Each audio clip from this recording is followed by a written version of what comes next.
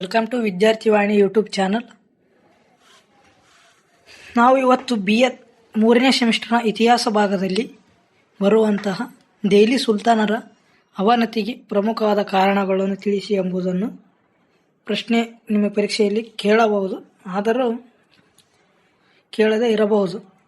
ಆದರೂ ಇದರ ಬಗ್ಗೆ ಸ್ವಲ್ಪ ಮಾಹಿತಿಯನ್ನು ತಿಳಿದುಕೊಳ್ಳೋಣ. ನಿಮಗೆ ಪ್ರಮುಖವಾದ ಪ್ರಶ್ನೆ ಎಂದರೆ ಇತಿಹಾಸ ಭಾಗದಲ್ಲಿ ಕೇಳುವ ಪ್ರಶ್ನೆ ಎಂದರೆ ಮೊದಲನೇದಾಗಿ ಸಾಹಿತ್ಯ ಮೂಲಾಧಾರಗಳ ಬಗ್ಗೆ ಕೇಳಬಹುದು. ಎರಡನೇದಾಗಿ ಇಲ್ತುಮಿಶನ ಜೀವನ ಮತ್ತು ಸೈನಿಕ ಸಾಧನೆಗಳ ಬಗ್ಗೆ. ನೆಕ್ಸ್ಟ್ ಗಿಯಾಸುದ್ದೀನ್ ಬಲ್ಬನ್ ಆರಂಭಿಕ ಜೀವನ ಮತ್ತು ಸೈನಿಕ ಸಾಧನೆಗಳ ಬಗ್ಗೆ. ನೆಕ್ಸ್ಟ್ ಅಲ್ಲಾವುದ್ದೀನ್ ಖಿಲ್ಜಿ, ಫಿರೋಜ್ ಶಾ ತುಘಲಕ್, ಕೃಷ್ಣದೇವರಾಯ.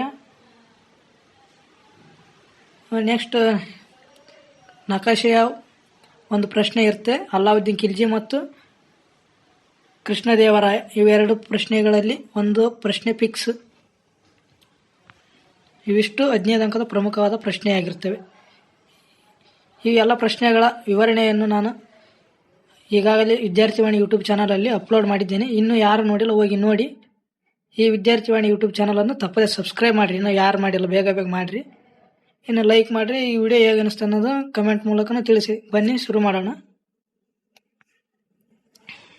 ದೆಹಲಿ ಸುಲ್ತಾನರ ಅವನತಿಗೆ ಕಾರಣಗಳು ಯಾವುದೆಂಬುದನ್ನು ನೋಡೋಣ.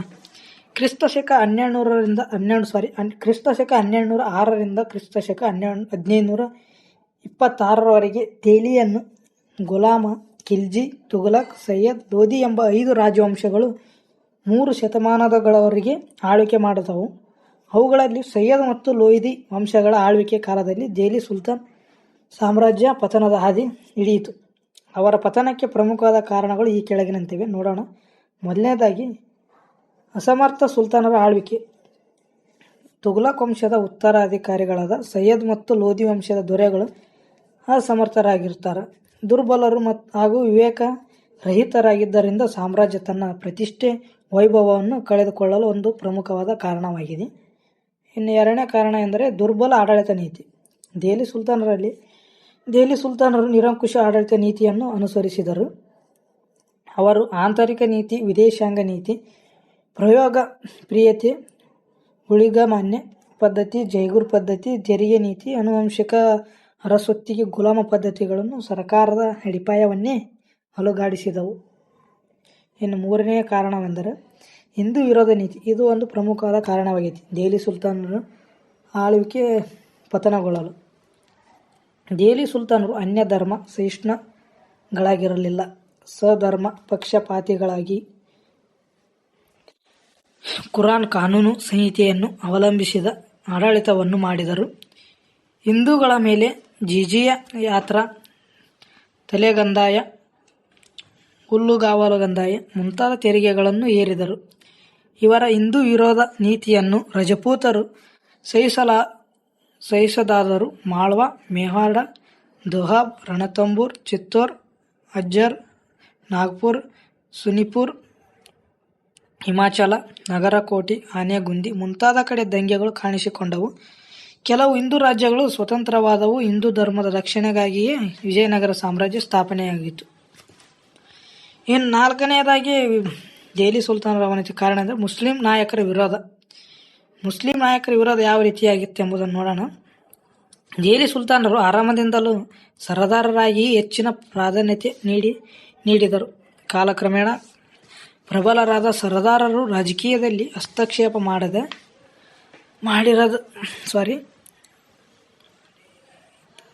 ಮಾಡಿದರಲ್ಲದೆ ಸುಲ್ತಾನರನ್ನು ಅಂಕಿತದಲ್ಲಿಟ್ಟುಕೊಳ್ಳಲು ಪ್ರಯತ್ನಿಸಿದರು. ರಜಿಯಾ ಸುಲ್ತಾನ್ ಅಧಿಕಾರ ಕಳೆದುಕೊಳ್ಳಲು ಸರದಾರರೇ ಕಾರಣರಾದರು. ಇಲ್ತುಮಿಶನು ರಚಿಸಿದ್ದ ಪ್ರಸಿದ್ಧ 40 ಟರ್ಕಿ ಗುಲಾಮನ ಕೂಟವನ್ನು ಬಲ್ಬನ್ ನಾಶಪಡಿಸಿ ರಾಜ್ಯದ ಸುಭದ್ರತೆಯನ್ನು ಕಾಪಾಡಿದನು. ಸರದಾರರನ್ನು ಹತೋಟಿಗೆ ತರಲು ಅನೇಕ ಕಠಿಣ ಕ್ರಮಗಳನ್ನು ಕೈಗೊಂಡನು. ತುಘಲಕ್ ವಂಶದ ಕಾಲದಲ್ಲಿ ಸುಲ್ತಾನರ ಆಡಳಿತದ ವಿರುದ್ಧ 22 ದಂಗೆಗಳು ಕಾಣಿಸಿಕೊಂಡವು. ದಕ್ಕನ್ನಿನ ಸರದಾರರು ದೆಹಲಿ ಸುಲ್ತಾನರ ಸಾರ್ವಭೌಮತ್ವವನ್ನು ಕಡೆಗಣಿಸಿ ಬಹುಮನ್ ಶಾ ನ ನೇತೃತ್ವದಲ್ಲಿ ಸ್ವತಂತ್ರ ಬಹುಮನ್ ಶಾ ಸಾಮ್ರಾಜ್ಯವನ್ನು ಸ್ಥಾಪಿಸಿದರು. ಇನ್ನು ನೆಕ್ಸ್ಟ್ ಐದನೇದಾಗಿ ವಿದೇಶಿಯ ದಾಳಿಗಳು. ವಿದೇಶಿಯರು ದೆಹಲಿ ಸುಲ್ತಾನನ ಆಳ್ವಿಕೆಯು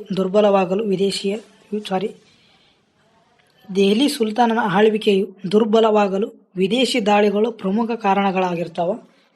ವಾಯುವ್ಯ ಭಾರತದ ಮೂಲಕ ಮಂಗೋಲರು ನಿರಂತರ ದಾಳಿ ಮಾಡಿದ್ದರಿಂದ ಸುಲ್ತಾನರ ಪ್ರಾಬಲ್ಯ ಬಹುಮಟ್ಟಿಗೆ ಕುಸಿಯಿತು. ಮಂಗೋಲ ನಾಯಕರಾದ ಯಲ್ದುಜ್, ಗ್ವಾರಿಜಮ್ ಶಾ, ತೈಮೂರ್ ಖಾನ್, ಅಬ್ದುಲ್, ಚೆಂಗಿಸ್ ಖಾನ್, ದೌಲತ್ ಖಾನ್, ಕಾದರ್, ಕುತುಬ್ ಶ್ವಾಜಾ, ತಾಗಿ, ಅಲಿಬೇಗ್, ತಾರಮ್ ಶಿರನ್ ಮುಂತಾದವರು ಮಹಮ್ಮದ್ ಘಜ್ನಿಯಿಂದ ಬಾಬರ್ನ ಕಾಲದವರೆಗೂ ದಾಳಿ ಮಾಡಿದರು. ಇದರಿಂದ ದೆಹಲಿ ತನ್ನ ಅಸ್ತಿತ್ವವನ್ನು ಕಳೆದುಕೊಳ್ಳಬೇಕಾಯಿತು. ಇದು ಮೊಘಲರು ಭಾರತದ ಅಧಿಪತಿಗಳಾಗಲು ಅವಕಾಶ ನೀಡಿತು. ಇನ್ನು ಕೊನೆಯದಾಗಿ ಉತ್ತರಾಧಿಕಾರತ್ವದ ಕದನಗಳು. ದೆಹಲಿ ಸುಲ್ತಾನರಲ್ಲಿ ಉತ್ತರಾಧಿಕಾರತ್ವದ ಬಗ್ಗೆ ನಿಖರವಾದ ಕಾನೂನುಗಳಿಲ್ಲ.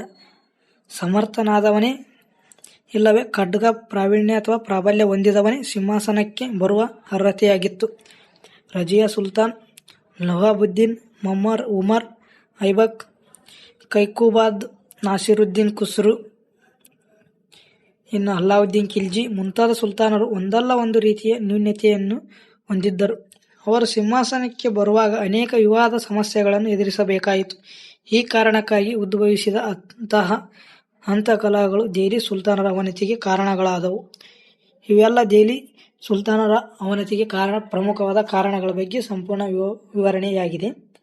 ಈ ವಿಡಿಯೋ ನಿಮಗೆ ಯಾವ ರೀತಿ ಅನಿಸಿದೆ ಎಂಬುದನ್ನು ಕಮೆಂಟ್ ಮೂಲಕ ತಿಳಿಸಿ. ವಿದ್ಯಾರ್ಥಿವಾಣಿ ಯೂಟ್ಯೂಬ್ ಚಾನಲನ್ನು ತಪ್ಪದೇ ಸಬ್ಸ್ಕ್ರೈಬ್ ಮಾಡಿ. ಮುಂದಿನ ಕ್ಲಾಸಿನಲ್ಲಿ ನಾವು ಗಿಯಾಸುದ್ದೀನ್ ಬಲ್ಬನ್ನ ಸೈನಿಕ ಸಾಧನೆಗಳ ಬಗ್ಗೆ ತಿಳಿದುಕೊಳ್ಳೋಣ. ಲೈಕ್ ಮಾಡಿ, ಶೇರ್ ಮಾಡಿ, ಕಮೆಂಟ್ ಮಾಡಿ. ಹಾಗೆ ವಿದ್ಯಾರ್ಥಿವಾಣಿ ಯೂಟ್ಯೂಬ್ ಚಾನಲನ್ನು ತಪ್ಪದೇ ಸಬ್ಸ್ಕ್ರೈಬ್ ಮಾಡಿ. ಹಾಗೆ ನಿಮ್ಮ ಫ್ರೆಂಡ್ಸ್ಗೆ ಶೇರ್ ಕೂಡ ಮಾಡಿ. ಎಲ್ಲರಿಗೂ ಧನ್ಯವಾದಗಳು.